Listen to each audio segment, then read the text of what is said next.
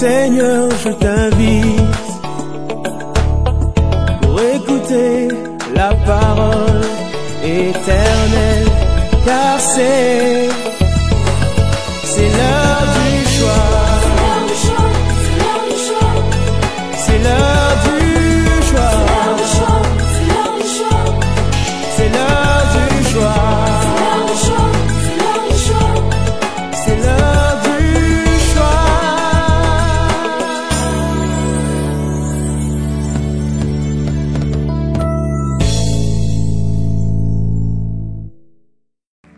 Il n'y en a pas comme toi qui peut monter jusqu'à ton trône, qui peut s'asseoir là où tu es assis, qui peut, oh, celui-là qui a eu des ambitions, qui a dit je monterai, je m'assierai, je deviendrai comme lui. Tu l'as précipité. Alléluia. Tu n'as point de semblable, tu n'as point de concurrent, tu n'as même pas de challenger, même pas de remplaçant. Oh, tu es grand et élevé. Alléluia. Tu es grand et élevé. Grand et élevé, grand et exalté. L'univers entier se prosterne devant toi. Les anges et tous les êtres célestes se prosternent devant toi et t'adorent. Seigneur, nous t'adorons aussi, nous, le peuple que tu as créé, que tu as racheté à un grand prix. Tu mérites notre adoration, tu mérites nos louanges, tu mérites nos hommages. Seigneur, les hommages les plus déférents te sont dus. C'est à toi que nous les rendons ce matin. Les dieux très hauts. Alléluia. Tu es grand et élevé. Et nous t'adorons, Seigneur. Toi qui t'es souvenu de nous et qui est venu à notre rencontre, qui est venu nous chercher. Seigneur, ce n'est pas nous qui t'avons choisi, c'est toi. C'est toi qui nous as choisis. C'est toi qui nous as trouvés. Nous te cherchions à tâtons et nous ne pouvions te rencontrer. Nous pensions te trouver dans la religion et dans des actes idolâtres. Seigneur, il t'a plu de te révéler à nous. Tu nous as racheté à un grand prix, tu as pris notre place. Tu as livré ta vie à la croix, tu as versé ton sang pour nous. Seigneur, tu as payé le prix le plus fort que jamais aucun homme n'a payé. Et tout cela pour nous acquérir, nous avoir, nous racheter, nous posséder. Oui, comme un héritage que tu t'es acquis en propre. Le peuple de ton pâturage, les troupeaux dont tu es le berger. Seigneur, merci. Mon cœur t'adore, mon âme te célèbre. Merci pour ces moments, oh Dieu. Dans ta présence, Seigneur, parle-nous. Seigneur, parle. Ton serviteur écoute. Au nom de Jésus, nous prions ainsi et nous disons tous Amen. Amen. Alléluia. La joie du Seigneur, c'est notre force. Amen. Dieu est bon en tout temps. Lorsque les temps changent, Dieu reste bon. Amen. Les seuls indéboulonnables, les seuls irremplaçables, les seuls insécouables. Alléluia. Il reste bon. Que son nom soit béni. Nous ouvrons la Bible, nous prenons le texte des Lamentations de Jérémie, chapitre 3, 19 à 23. Lamentations de Jérémie, chapitre 3, 19 à 23. Nous lisons pour nous tous. Quand je pense à ma détresse et à ma misère, à l'absinthe et au poison, quand mon âme s'en souvient, elle est abattue au-dedans de moi. Voici ce que je veux repasser en mon cœur, ce qui me donnera de l'espérance. Les bontés de l'Éternel ne sont pas épuisées, ses compassions ne sont pas à leur terme. Elle se renouvelle chaque matin. Oh, que ta fidélité est grande. Amen. Nous sommes encore, bien-aimés, revenus sur ce texte. Comme nous disons toujours, la parole de Dieu ne s'épuise pas et elle ne sera pas épuisée. Et là encore, où il a encore, ce texte, bien des vérités à creuser, comme aimait le dire le pasteur Jacques-André Verneau. Nous voulons creuser encore dans ce texte. Nous l'avons déjà exploité, certes, plusieurs fois, et nous le retrouvons encore ce matin pour nous édifier. Comme, bien-aimés, nous l'entendons, Jérémie est en train de parler. Et comme lui, nous aussi, nous voulons, bien-aimés, nous tourner vers des choses qui vont nous encourager. Jérémie a compris et il a dit qu'il ne va pas continuer à demeurer dans ces choses qui l'abattent. Il ne veut pas rester dans des choses qui le troublent. Celles qui lui faisaient penser à la mort. Il s'est détourné de ces choses-là. Je vous propose pour sujet ou pour thème ce matin, ce qui me donnera de l'espérance. Ce qui me donnera de l'espérance.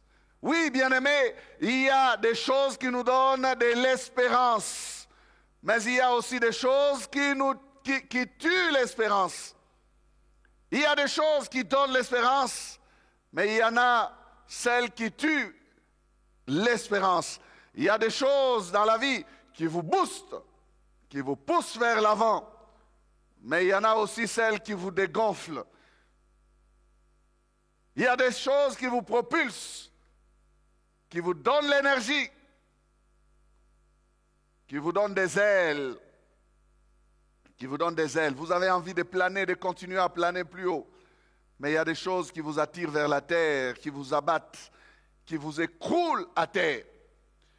Dans un temps comme celui-ci, frères et sœurs, tant que nous reconnaissons tous ces temps difficiles, chacun d'entre nous doit travailler sur des choses qui lui donnent de l'espérance, des choses qui peuvent l'aider à tenir encore ferme, des choses qui peuvent l'aider à s'accrocher encore et à ne pas baisser les bras et à ne pas arrêter la course.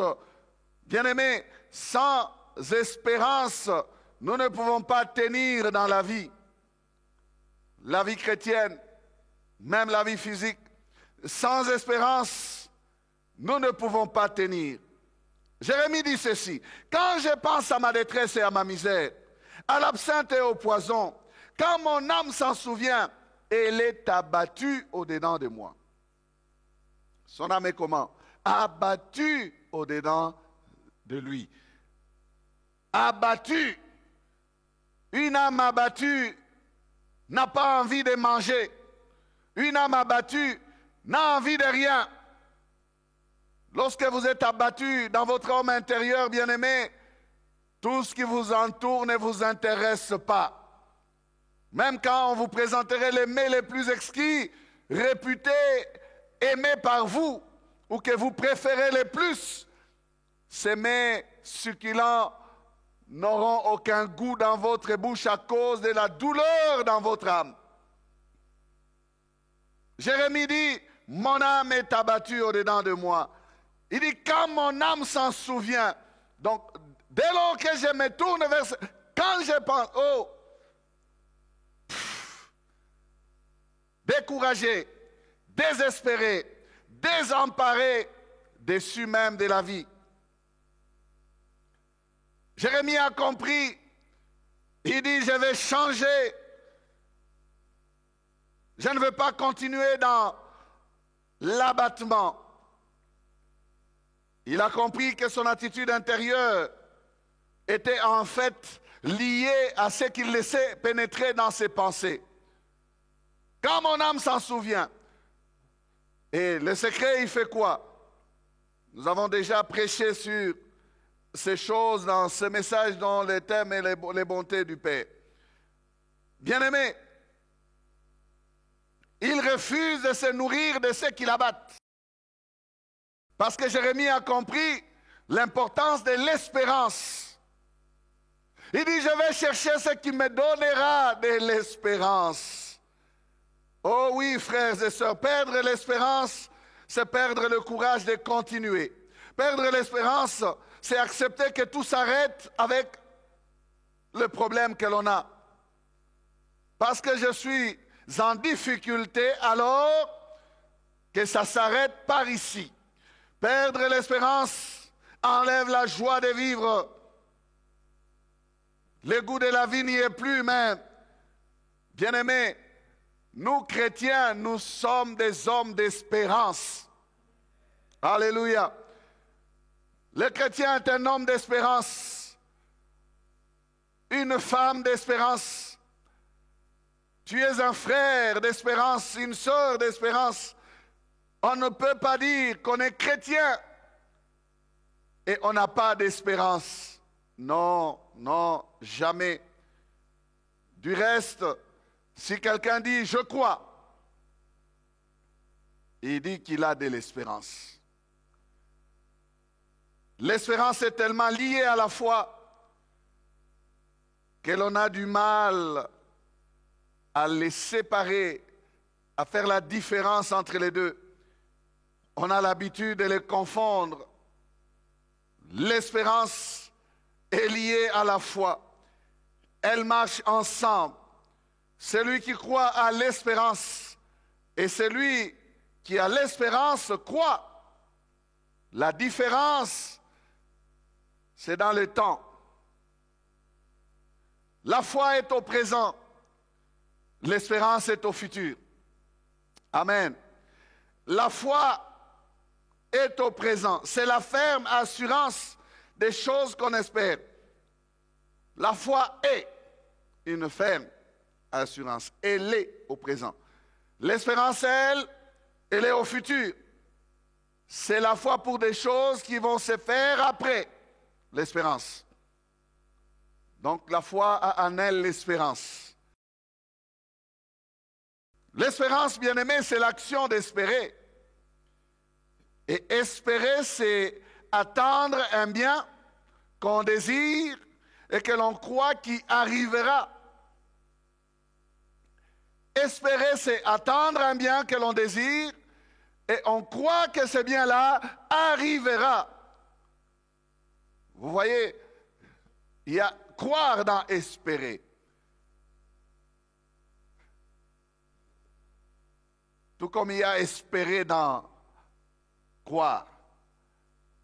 Une ferme assurance des choses qu'on espère.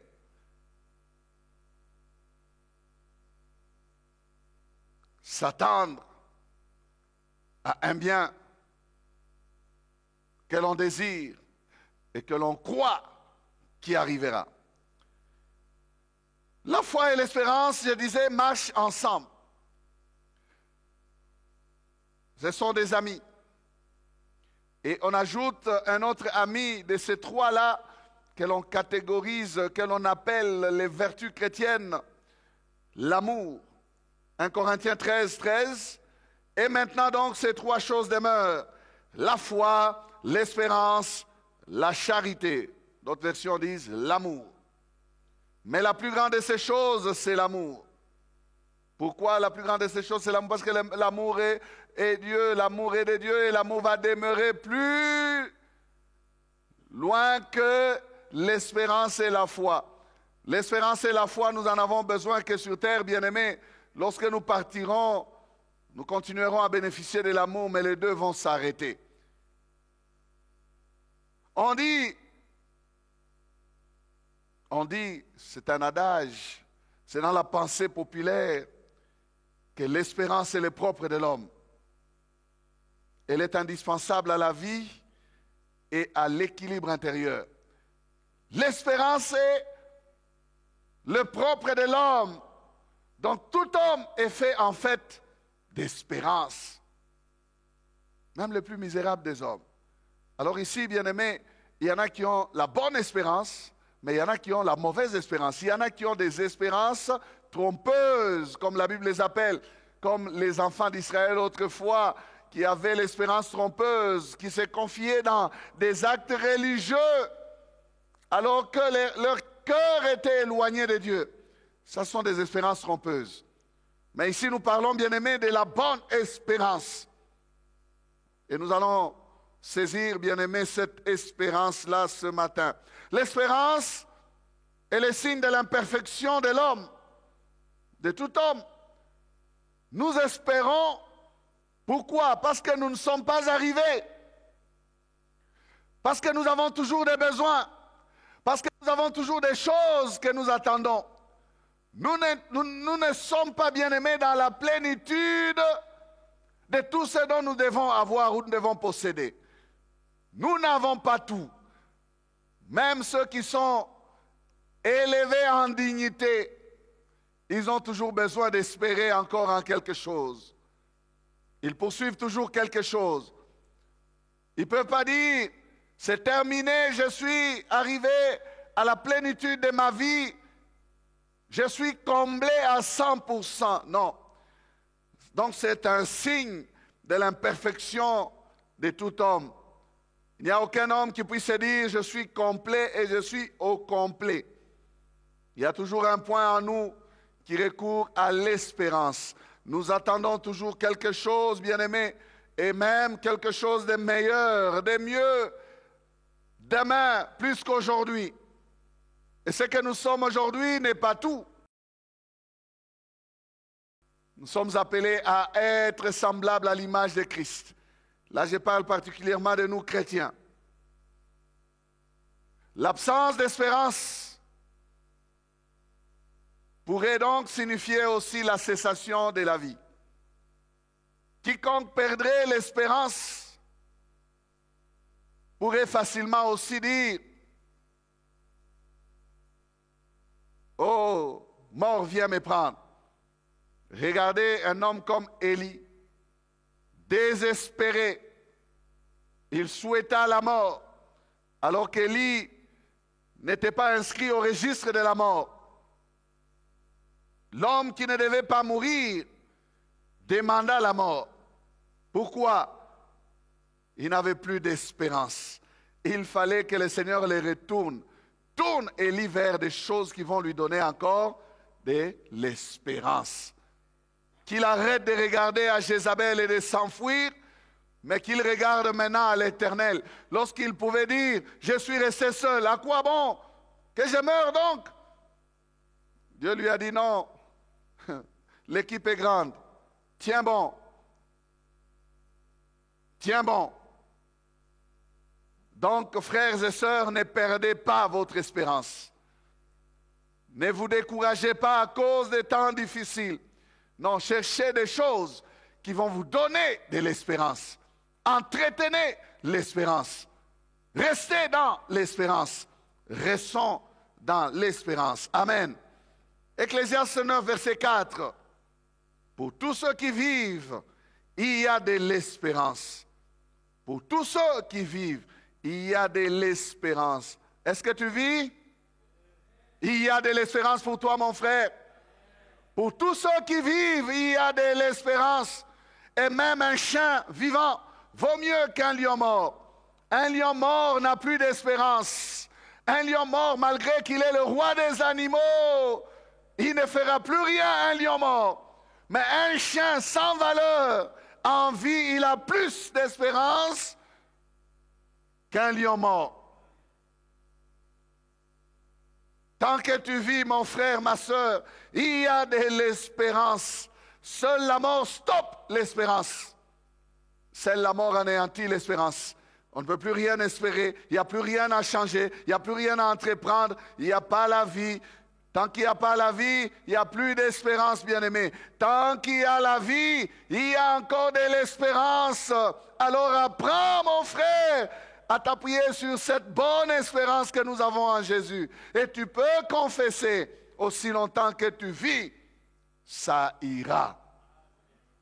Alléluia.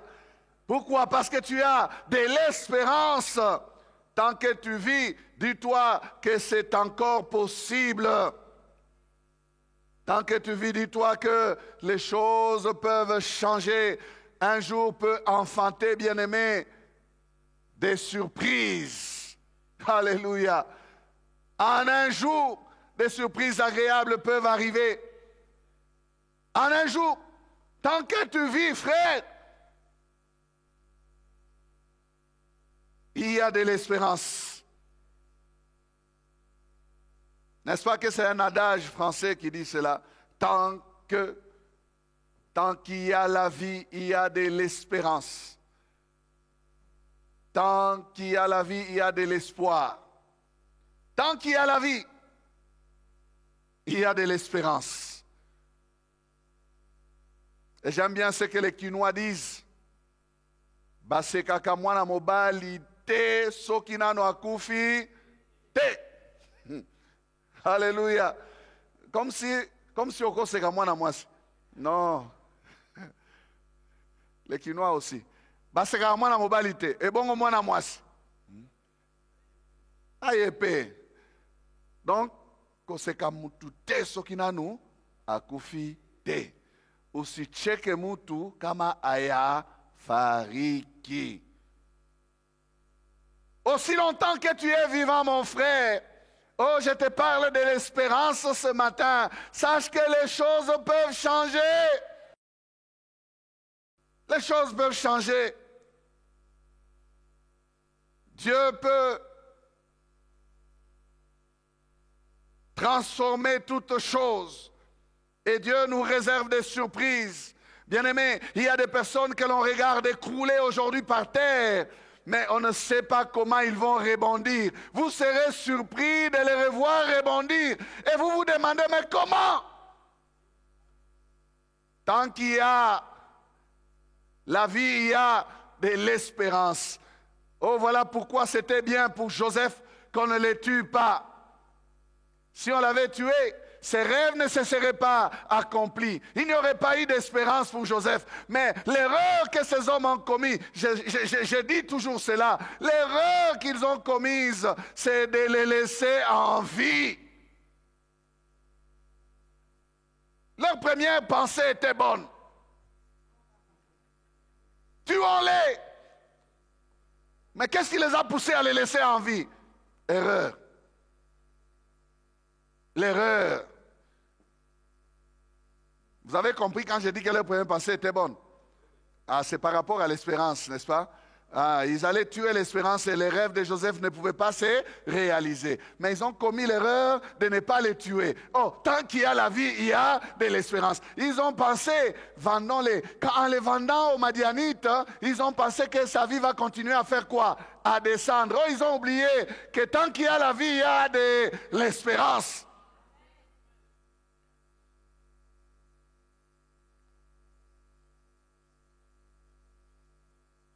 Est-ce que tu vis? Garde ton espérance.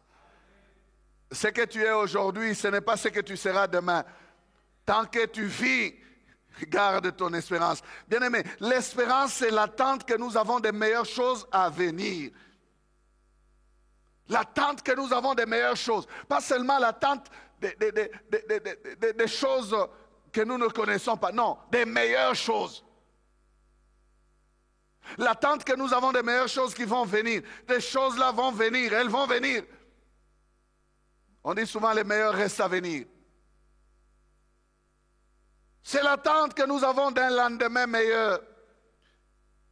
Du bien qui nous arrivera. L'attente que nous avons d'un soutien qui va venir. Un secours à recevoir. Un changement à vivre. Un niveau à atteindre. Des choses nouvelles à entreprendre. Nous avons cette attente-là.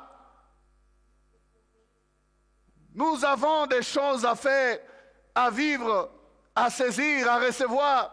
Et ces choses sont placées devant nous, bien-aimés. Nous avons de l'espérance. Et n'oubliez pas aussi que devant nous, là aussi, il y a cette éternité que nous passerons avec le Seigneur. Et nous avons aussi cette espérance-là, que la Bible appelle l'espérance bénie. L'espérance, bien-aimé, c'est la confiance qui nous soutient quand ça ne va pas et qui nous dit que ça ira. La confiance qui nous soutient quand ça ne va pas. La confiance qui nous aide à confesser que ça ira. Des hommes qui sont pleins d'espérance, ce sont des hommes qui sont capables d'exhorter ceux qui viennent pleurer à cause de leur situation. Vous pleurez, mais lui vous interdit de pleurer parce qu'il y a une espérance en lui. Vous croyez qu'il est fini, mais lui-même se fortifie à cause de son espérance. Il vous dit non, ça ira. Ça ira. Romains chapitre 8, 24b, donc la dernière partie de 24 et 25, nous lisons. Or, l'espérance qu'on voit n'est plus espérance. Ce qu'on voit, peut-on l'espérer encore? Mais si nous espérons ce que nous ne voyons pas, nous l'attendons avec persévérance. Comprenez, frères et sœurs, que l'espérance, son terrain de prédilection n'est pas le visible, non. Son terrain de prédilection, c'est l'invisible. Le terrain de l'espérance, ce n'est pas ce que nous avons déjà, non. Ce que nous avons déjà, nous ne l'espérons plus. Ça, c'est un acquis. Mais l'espérance nous pousse vers ce que nous n'avons pas. C'est pour cela qu'il nous dit, ce verset nous dit, c'est que nous ne voyons pas, nous l'attendons avec persévérance. Nous l'attendons avec persévérance. Qu'est-ce qui soutiendra cette persévérance-là? C'est l'espérance.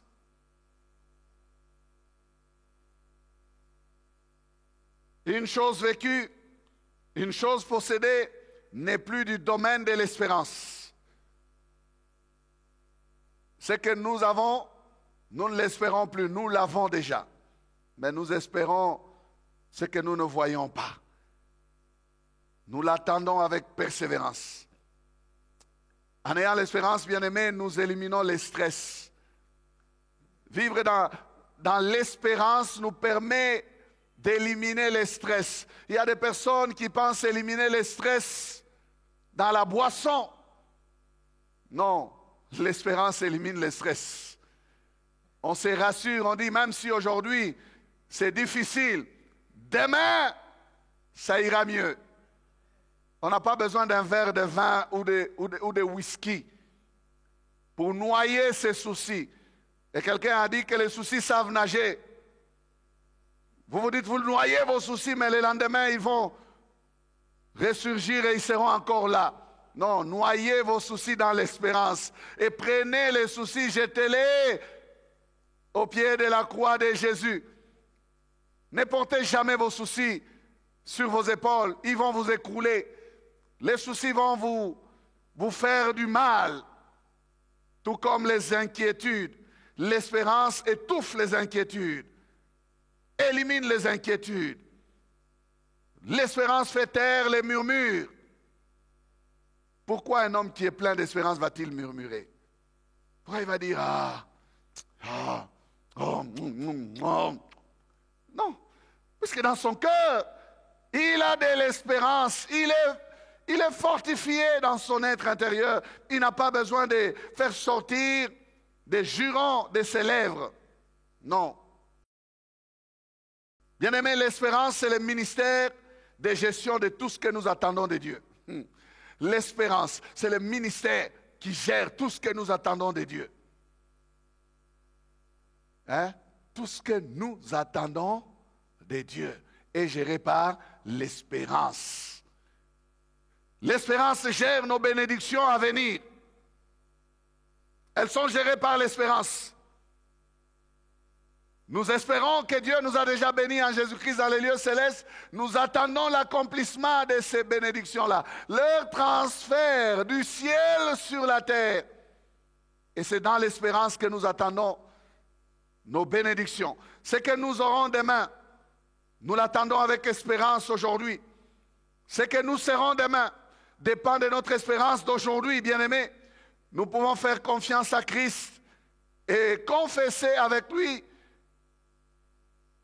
que ne vous inquiétez pas du lendemain. car le lendemain prendra soin de lui-même. Amen. Le lendemain prendra soin de lui-même. Il faut avoir l'espérance pour croire en cela. Qu'il y a des choses dans le lendemain que le Seigneur va manifester. Amen.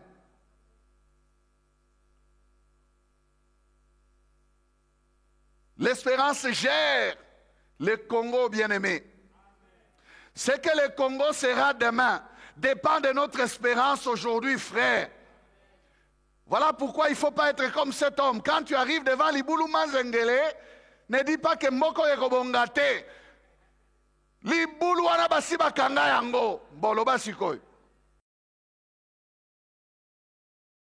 Pourquoi tu vas dire Mboko Ekobongate? Frère, pourquoi tu vas perdre l'espérance dans un futur qui ne dépend pas de toi? Pourquoi? Es-tu Dieu pour décider que c'est fini pour le Congo? Non. As-tu créé le Congo? Non. As-tu fait le Congo? Non. Même si aujourd'hui tu peux décider quelque chose sur le Congo, non. Notre espérance va au-delà de ton règne. Notre espérance va au-delà de ton pouvoir. Au-delà. Alléluia. Vous comprenez, frère? C'est l'espérance qui gère ce que nous serons comme pays demain. Ayons en nous l'espérance. Gardons l'espérance. Il y a des personnes qui ne veulent même plus écouter les affaires du Congo. Pourquoi? Parce que ils disent, nous sommes fatigués. Frère, que le Seigneur te donne de t'intéresser encore à ton pays. C'est ton pays, c'est mon pays. Je le dis toujours, il n'y a pas plus Congolais qu'un autre Congolais. Si réellement tu es Congolais, tu es Congolais. Tu n'as pas demandé d'être Congolais, tu es Congolais.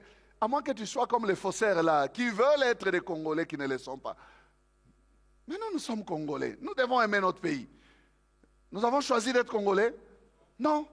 Dieu nous a donné le Congo pour héritage. Espérons que ce Congo sera meilleur. Et faisons, bien-aimés, des choses qui vont réellement rendre ce Congo meilleur.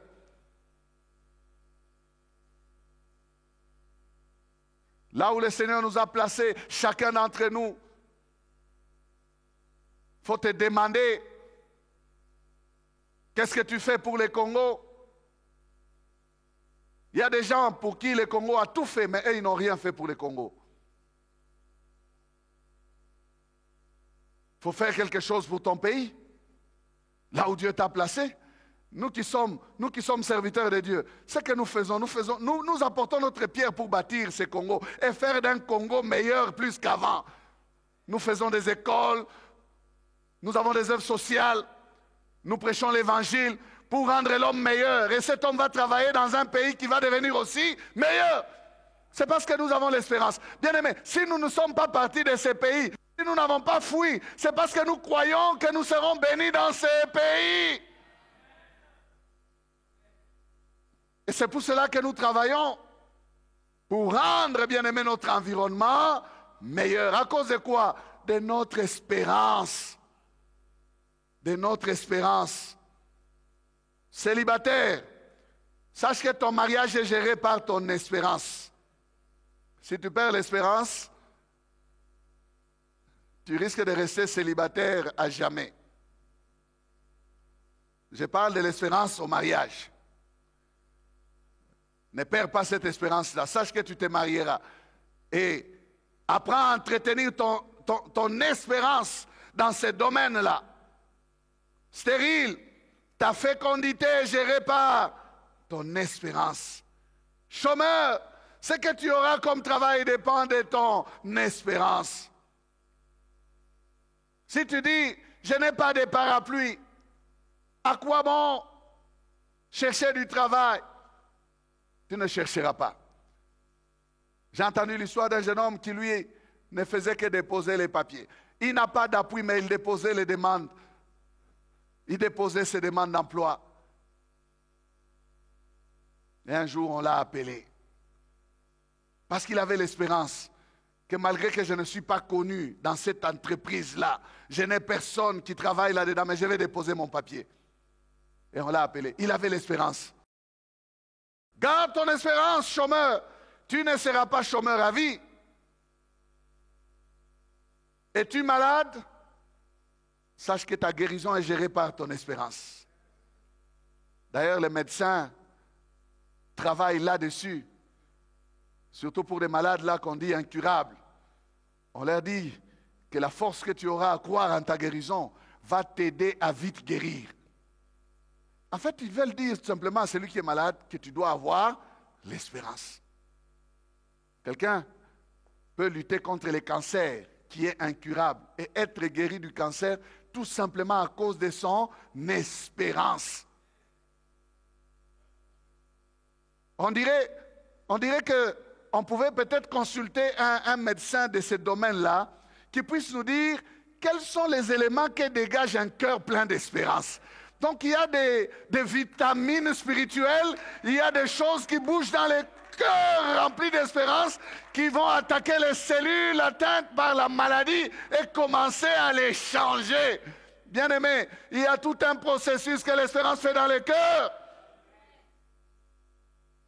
Un homme qui était au bord du précipice de la mort, mais à cause de son espérance, il s'accroche. Et puis après, il commence à se relever. Et le médecin vient constater pour dire, aujourd'hui tu te portes mieux, hein? Ah, tu es courageux. L'espérance. L'espérance gère, bien-aimé, ta guérison, toi qui es malade. Ne regarde pas ce que tu ressens, mais sois rempli de cette bonne espérance que nous avons en Jésus, que c'est encore possible. Dis-toi cela, que c'est encore possible, que cette maladie parte. C'est encore possible que les choses se renouvellent en moi et que la vigueur du buffle me soit donnée. C'est encore possible. Dis-toi cela, bien-aimé. Et puisque nous sommes avec cette vilaine pandémie, comme je l'appelle depuis un certain temps, qui a bloqué les nations, bien-aimées, nous devons savoir aussi que la fin de cette vilaine pandémie dépend de notre espérance. Vous savez, lorsque ça a commencé, les gens ont paniqué. Mais maintenant, qu'est-ce qu'on dit? On dit, nous devons apprendre à vivre avec ça. Ah, donc nous allons changer notre attitude par rapport à la vilaine pandémie. Avec un état d'âme plein d'espérance, nous pouvons l'affronter et l'écraser. Tout est question d'espérance. Et les gens disent non, non. Si on reste comme ça, on va mourir de faim. Les entreprises ne vont plus produire. La nation va s'écrouler. L'économie va s'écrouler. Pourquoi? On voit, bien aimé, que notre vie est exposée non pas tout simplement parce qu'il y a la maladie, mais parce que nous ne faisons plus ce que nous devions faire. Alors, fortifions notre espérance, continuons à faire ce que nous devons faire et attaquons la pandémie. On a dit non, cachez-vous. Restez cachés, ne sortez pas. On va vivre comment? Déconfiné. Qu'on fasse ce qu'il faut faire et qu'on observe aussi ce qu'il faut observer. Amen. J'aime ce que dit Abraham, ou ce qui est dit à propos d'Abraham. Romains chapitre 4, verset 18. Espérant contre toute espérance. Il crut, en sorte qu'il devint père d'un grand nombre de nations, selon ce qui lui avait été dit. Telle sera ta postérité. Espérant contre toute espérance. Bien-aimé, notre monde est en train d'arriver à ce stade-là, où il faut espérer contre toute espérance. Savoir que si j'ai une espérance au-dessus du désespoir, je pourrais m'en sortir. Si j'ai une espérance au-dessus des limites du possible, je peux m'en sortir. Espérant contre toute espérance. Ça, c'est une attitude d'aigle. Une attitude d'aigle. Une attitude d'homme de foi. Voilà pourquoi Abraham est le père de la foi. Espérant contre toute espérance. Ça veut dire quoi? Qu'il a espéré là où il ne devait plus espérer. Qu'il a espéré encore malgré l'imposition des lois de la fécondité. Il a espéré encore. Quand la situation a dépassé les limites du possible, faisons recours à l'espérance contre toute espérance. Quand on dit c'est incurable, c'est impossible, ça ne peut pas se faire, ça n'arrivera pas. Ayons recours, bien-aimés, à l'espérance contre toute espérance. C'est l'héritage des chrétiens. Espérer quand on est en dehors du naturel, quand on a débordé du raisonnable. Espérer encore là où on dit c'est fini. Espérer là où on dit les signaux sont au rouge. Espérer encore quand on dit non, c'est impossible pour qu'il se relève encore. Mais espérer encore, il y a quelque chose qui se fera, bien-aimé. Pourquoi? Parce que nous sommes en Christ. Et rien n'est impossible à celui qui croit. Pourquoi? Parce que nous avons un Dieu qui n'a pas aussi dit son dernier mot. Même lorsque la situation a dit son dernier mot. Souvent lorsque la situation dit c'est fini, c'est là où Dieu dit ça commence.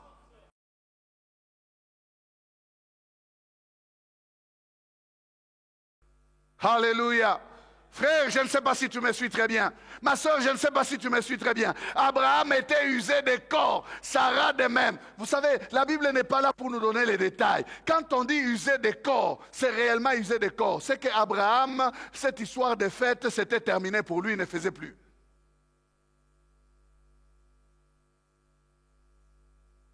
Abraham vivait avec Sarah comme un grand frère, avec sa petite soeur. Fini. Mais quand on dit espérant contre toute espérance, c'est qu'Abraham a pris rendez-vous avec Sarah. Et dit, Sarah, la fête là qu'on ne fait plus, ce soir, espérant contre toute espérance. Alléluia. Alléluia. Parce qu'il a fait confiance que Dieu appelle les choses qui ne sont pas comme si elles étaient. Parce qu'il a fait confiance que Dieu est capable de faire ce qu'il promet, que Dieu est capable de ressusciter même les morts. Abraham a cru que ses membres seront visités par Dieu et qu'il sera renouvelé. Et à cause de cela, Isaac est venu. Abraham a dû faire ce qu'il fallait faire pour qu'Isaac vienne. Frère, toi qui perds l'espérance, as-tu l'âge d'Abraham? Ma soeur, toi qui perds l'espérance, as-tu l'âge de Sarah? Pourquoi tu perds l'espérance? Ne perds pas l'espérance. Regarde là-bas Abraham, le modèle, père de la foi. Il est là. Pourquoi on nous appelle fils d'Abraham? Bien-aimé, c'est parce que nous avons embrassé la foi d'Abraham. C'est parce que nous avons cru en ce qu'Abraham avait cru. Quand vous lisez ces Romains 4 et là, vous lisez, il est dit que ce n'est pas par rapport à Abraham tout simplement que ces choses sont là. C'est par rapport à nous qui avons cru que Dieu a ressuscité Jésus d'entre les morts. Puisqu'il a ressuscité, il est capable de ressusciter aussi toutes choses. Dieu est capable de donner la vie aux morts. Qu'est-ce qui est mort chez toi? Qu'est-ce qui te pousse à dire c'est terminé, ça ne bougera plus, ça n'agira plus, ça ne fera plus? Non, et l'espérance contre toute espérance. Contre toute espérance. Alléluia. Et cette espérance-là, tu n'as pas l'âge d'Abraham, tu n'as pas l'âge de Sarah. Tu ne ris plus. Sache que si tu espères contre toute espérance, tu riras. Sais-tu pourquoi on a appelé Isaac Isaac? Ça signifie rire. Sarah ne pouvait pas penser qu'à cet âge-là, elle pouvait encore porter Isaac. Et quand elle a observé les rires de ceux qui la voyaient, une vieille enceinte, ce n'est pas un beau tableau. Hein? On a envie de dire, mais elle va se tuer. Et on riait. Or, c'était un rire prophétique. Bien-aimé, j'ai pris que Dieu te fasse rire. Tu as perdu ton sourire depuis longtemps, mais ce matin, à cause de l'espérance contre toute espérance, tu riras à nouveau. Tu riras de nouveau. Alléluia. Isaac est en route. Isaac, c'est le fruit de l'espérance contre toute espérance. Es-tu dans une situation désespérée? Tu te dis, c'est terminé. Non, il y a encore, bien-aimé, quelque chose que Dieu est capable de faire. Relève le niveau de ton espérance. Place ça au-dessus de toute espérance. Espérant contre toute espérance. C'est une espérance au-dessus de l'espérance. Alors parlons de ce qui va nous donner de l'espérance. Qu'est-ce qui a donné de l'espérance à Abraham? Qu'est-ce qui a donné de l'espérance à Jérémie? La première des choses, bien aimé, c'est la promesse ou la parole de Dieu. La promesse en particulier, la parole de Dieu en général. Romains 4, verset 21, à propos d'Abraham, il est dit, ayant la pleine conviction que ce qu'il promet, il peut aussi l'accomplir. Abraham a eu l'espérance contre toute espérance parce qu'il savait en lui, il était convaincu que celui qui lui avait fait la promesse pouvait aussi l'accomplir. Il s'appuya sur la promesse reçue de Dieu. Il crut que Dieu est fidèle pour réaliser ce qu'il promet. Il crut que Dieu est capable de donner la vie aux morts. Je l'ai dit ici, de ressusciter les morts, que Dieu appelle des choses qui ne sont pas comme si elles étaient. Qu'il pouvait lui donner Isaac, et il lui a donné Isaac. Psaume 119, verset 49 à 50. Souviens-toi de ta promesse à ton serviteur, puisque tu m'as donné l'espérance. Souviens-toi de ta promesse à ton serviteur, puisque tu m'as donné l'espérance. 50. C'est ma consolation dans ma misère, car ta promesse me rend la vie. C'est ma consolation dans ma misère. Qu'est-ce qui me console dans ma misère? Ta promesse. La promesse crée l'espérance, et l'espérance me console. La promesse me rend la vie. La parole me rend la vie. La promesse de Dieu me rend la vie. L'espérance, bien-aimée, basée sur la parole de Dieu, nous maintient en vie.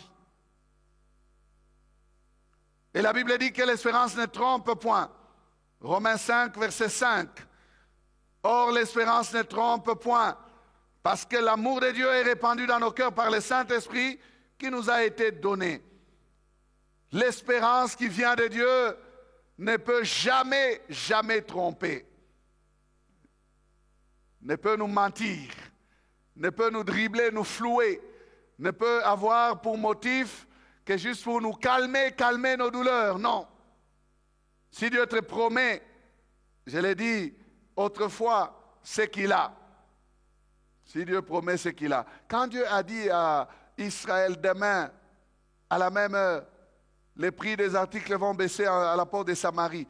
Il y avait quelqu'un qui a dit, même si les fenêtres du ciel s'ouvraient, même si l'on faisait des fenêtres au ciel, pareille chose arriverait-elle. Il n'a pas compris que lorsque Dieu promet, Dieu a déjà. Dieu ne promet pas pour promettre. Dieu ne promet que des choses qu'il a. Amen. Si Dieu promet, c'est qu'il a.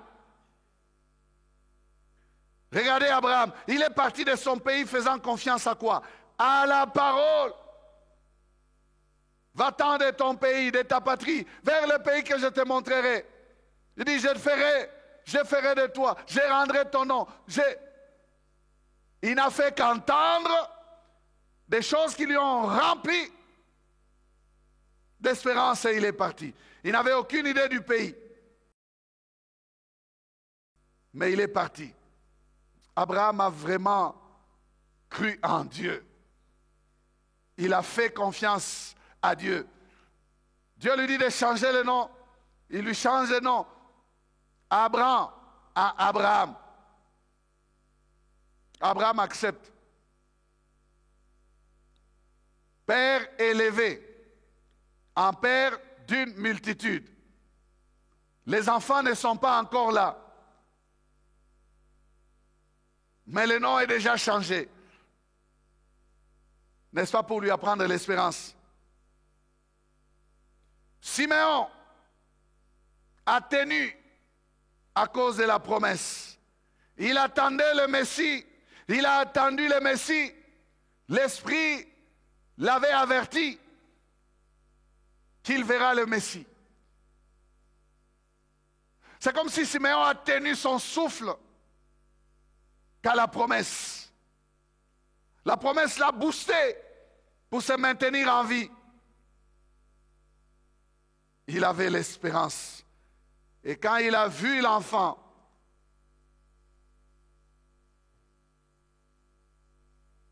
ce qu'il espérait, il l'a saisi. Il n'y a plus d'espérance pour lui. Siméon peut dire, maintenant, la mort peut arriver. Je n'ai plus de motif de rester vivant. J'ai vu ce que j'attendais voir. Il peut dire à Dieu, maintenant récupère-moi. Pourquoi? Ce qui me faisait vivre, je l'ai saisi. Alléluia. Bien-aimé, l'espérance te donnera le courage d'attendre ce que Dieu t'a promis. Si tu saisis très bien ce que Dieu t'a promis, cela va créer l'espérance en toi et ça va te permettre de te tenir fermement, attendre ce que tu as reçu de Dieu comme promesse pour que cela se réalise. Regardez David. David se décida de combattre Goliath à cause de quoi? De la promesse. David est arrivé sur le champ de bataille. Il voit les Philistins et il entend le peuple d'Israël en train de dire, voici ce qu'on fera à l'homme qui battra les Philistins. Le roi les comblera de richesses. Il deviendra gendre du roi. Et sa famille sera affranchie en Israël. Waouh! David entend ça. Il pose la question, qu'est-ce qu'on fera à l'homme qui va battre ces Philistins? On lui répète la chose. Il va poser 2 fois la question. Son grand frère va même les blâmer. Mais David est en train de remonter son espérance. Il remonte son espérance. Qu'est-ce qu'on fera à l'homme qui va battre ces Philistins? Bien-aimé, la promesse nous booste. Les promesses de ta vie doivent soutenir ton espérance. Regardez, tout ce que Dieu a fait comme plan est basé sur des promesses. Et les promesses meilleures, des promesses qui ont des bénéfices pour la vie présente et la vie à venir. C'est ce qui nous motive, frère. Dieu nous parle du ciel qui est meilleur que la terre. Il y a des rues pavées d'or. Qui ne rêverait pas de vivre dans un endroit où bien aimé, les rues sont pavées d'or? Qui ne rêverait pas d'être dans un endroit où il n'y a pas de pleurs, où il n'y a pas de larmes, où on ne mange pas, où on ne fait que se réjouir? Qui ne rêverait pas de vivre au ciel? Qu'est-ce qui nous motive? Les promesses en particulier et la parole de Dieu en général. Regardez les plans de Dieu basés sur les promesses. Il prend Israël en Égypte, il lui promet quoi? Un pays où coule le lait et le miel. Il suscite son espérance.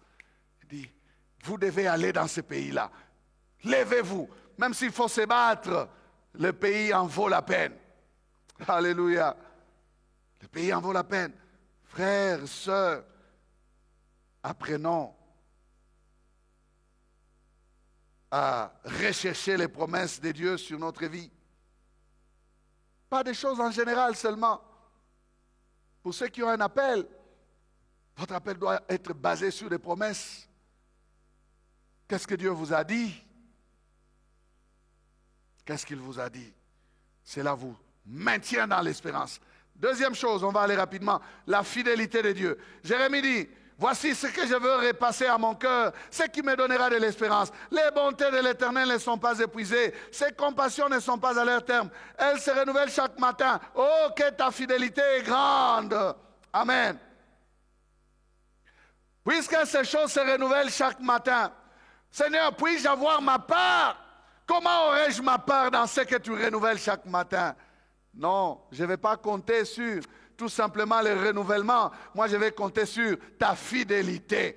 La fidélité de Dieu est grande. S'il y a des choses qu'il renouvelle, parce qu'il est fidèle, il y a aussi ma part dans ces choses-là. Il y a aussi ma part, bien-aimé. La Bible dit que la renommée de Dieu s'est accrue par l'accomplissement de ses promesses. Ça s'appelle la fidélité. Psaume 138, verset 2. Ça s'appelle la fidélité. Psaume 138, verset 2. Sa renommée s'est accrue par l'accomplissement de ses promesses. Dieu est fidèle. Il est devenu célèbre parce qu'il tient parole. Dieu a gagné les nations parce que ceux qui ont marché avec lui hier ont manifesté, ont témoigné, ont dit, il est digne de confiance. Appuyez-vous sur lui, vous vivrez ce que nous avons vécu. Bien-aimé, j'ai parlé de David tout à l'heure. David a compté sur la fidélité de Dieu. Quand il est devant Goliath, qu'est-ce qu'il confesse? Il confesse la fidélité de Dieu. 1 Samuel 17, 37. 1 Samuel 17, 37. David dit encore, l'Éternel qui m'a délivré de la griffe du lion et de la patte de l'ours, me délivrera aussi de la main de ces Philistins. Et Saül dit à David, va et que l'Éternel soit avec toi. Me délivrera aussi. Ça, c'est la fidélité de Dieu. Me délivrera aussi. Pourquoi aussi? Parce que hier, il m'a délivré. Et puis, ce sont des choses semblables.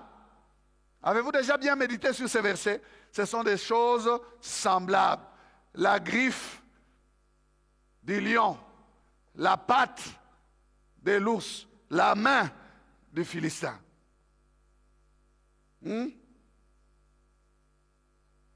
C'est une expérience vécue par David.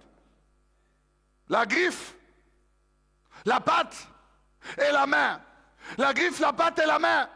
Dieu sait comment neutraliser ça quand ça vient sur David.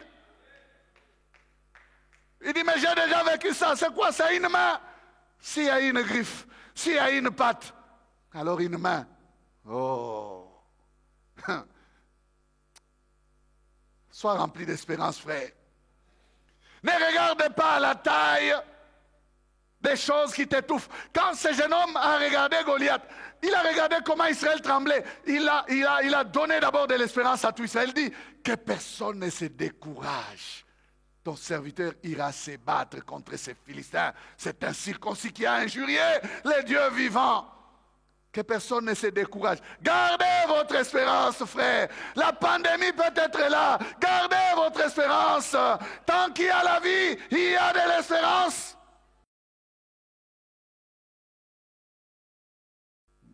Est-ce que vous pouvez penser que ceux qui meurent, il n'y a pas de chrétiens? Non. Si Dieu a la mort à leur programme, c'est que Dieu les a jugés bons d'aller se reposer. Ils ne perdent pas. Ceux qui meurent en Christ ne perdent pas. Ceux qui sont morts en Christ ne sont pas perdus. Notre espérance n'est pas que pour des choses terrestres. Non.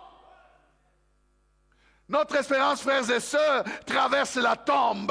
Notre espérance traverse la tombe. Et quand il s'agit de mort, l'apôtre Paul nous exhorte, il dit, ne vous affligez pas comme ceux qui n'ont point d'espérance. Pourquoi? Parce que les morts qui meurent en Christ ne meurent pas pour se perdre, ils se reposent et ils vont se réveiller lorsque Christ reviendra. Nous avons une espérance qui traverse la mort. Notre espérance traverse la tombe, frère. L'apôtre dit, si c'est seulement pour ce monde-ci que nous espérons en Christ, nous sommes les plus malheureux des hommes. Frère, ton espérance est placée en quoi? Dans ton compte bancaire, tu es malheureux. Ton espérance est placée en quoi? Comme cet homme qui a parlé, parce que lui-même a parlé. Il a dit, quand on l'a arrêté, il a eu un coup de téléphone et Yemei lui a dit, ton espérance est dans Yemei. Tu es malheureux, mon ministre.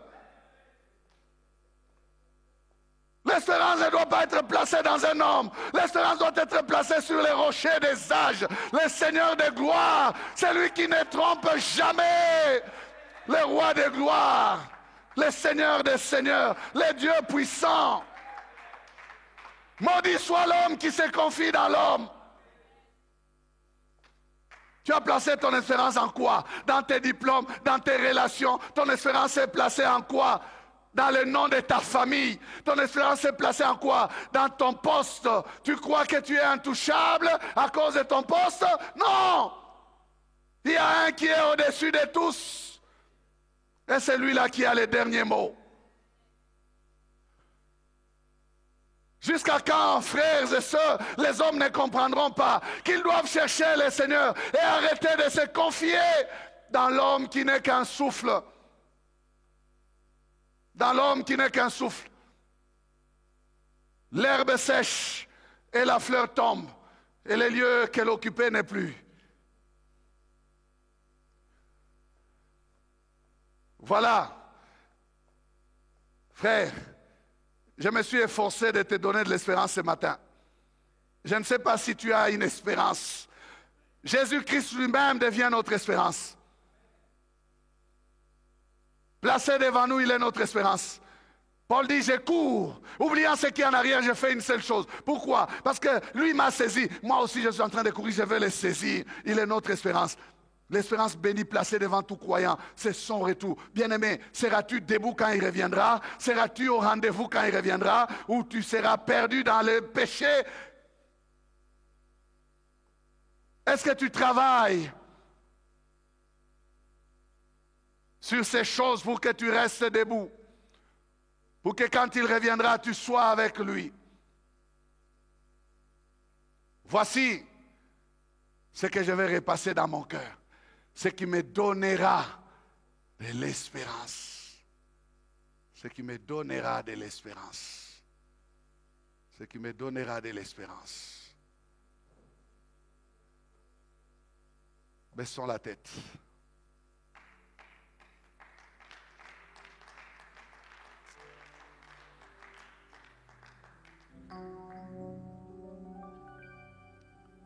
Tu es désespéré, perdu dans la peur, dans la crainte.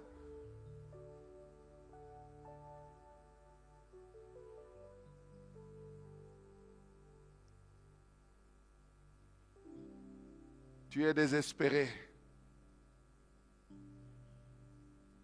Tu regardes à ce que tu n'as pas.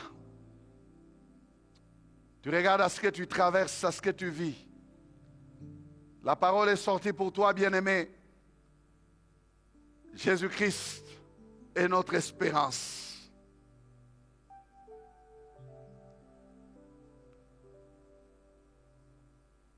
L'espérance est forte. Elle doit être inébranlable. Notre espérance. Hébreux 6, 19, 20. Je vais lire ces versets pendant que nous méditons.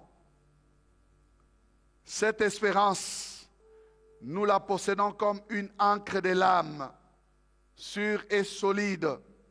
Elle pénètre au-delà du voile, là où Jésus est entré pour nous comme précurseur, ayant été fait souverain sacrificateur pour toujours, selon l'ordre de Melchisédek. Notre espérance est attachée à Jésus. C'est une ancre de l'âme, sûre et solide. Donc les temps, les problèmes, les difficultés ne peuvent pas nous détacher de Christ. Parce que nous sommes ancrés, attachés à Christ de l'autre côté du voile où il est. Tu n'as pas encore donné ta vie à Jésus, ton espérance est trompeuse. Tu es découragé, tu as peur, tu es secoué, parce que ton espérance n'est pas cette ancre de l'âme sûre et solide qui pénètre au-delà du voile. Tu peux la voir ce matin. Elle va chasser la peur. Cette espérance va chasser le stress, la panique. Elle va te donner du courage. Elle va te donner de la force. Alléluia. Ne veux-tu pas te lever là où tu es et dire, j'ai besoin de cette espérance inébranlable, ferme, qui traverse le voile, qui pénètre les lieux très saints, là où le souverain sacrificateur Jésus-Christ se tient. Lève-toi et nous prions ensemble maintenant. Seigneur, je t'apporte ceux qui s'élèvent et que tu vois, toi qui vois, Seigneur, oh Dieu, là où nos yeux n'arrivent pas. Toi qui vois dans les maisons, toi qui vois cet homme, cette femme qui s'élève parce que il avait perdu l'espérance. Il n'a pas une espérance en Jésus. Il s'est confié, Seigneur, oh Dieu, dans ce qui ne donne pas de l'espérance. Et il avait peur. Il regardait à sa situation et il tremblait. Oui, Seigneur, maintenant il tourne les regards vers toi. Maintenant il ouvre son cœur vers toi. Seigneur, accepte-les, reçois-les. Seigneur, donne-lui la vie. Affermis son cœur. Rends son cœur inébranlable. Seigneur, touche-les. Merci de te manifester.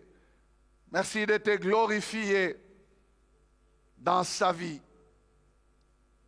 Tu étends ta main sur ce peuple. Tu étends ta main sur ton fils, ta fille. Tu l'accueilles. Tu boostes son espérance. Tu les fortifies. Seigneur, tu dis que si quelqu'un est en Christ, il est une nouvelle créature. Les choses anciennes sont passées, voici toutes choses sont devenues nouvelles.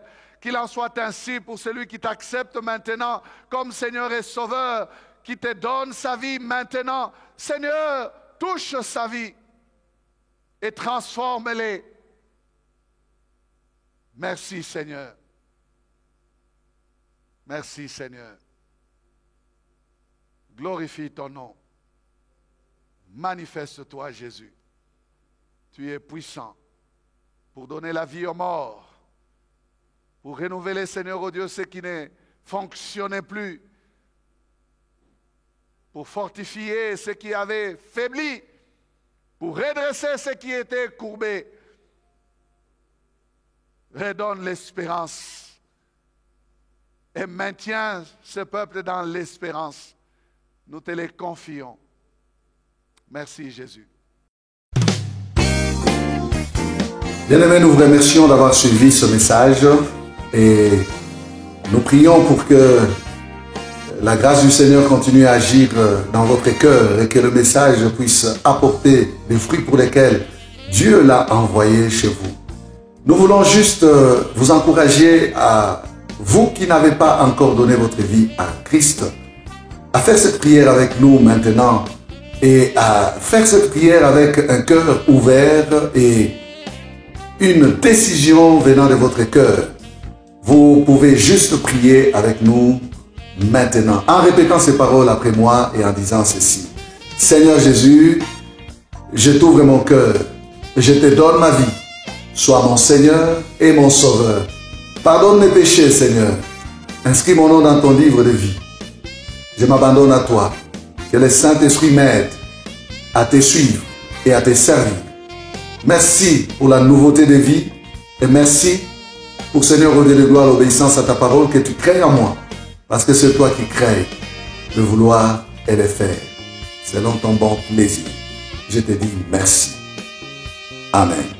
Que Dieu vous bénisse parce que vous avez pris la décision de devenir chrétien et de vous engager à suivre Jésus et à les servir.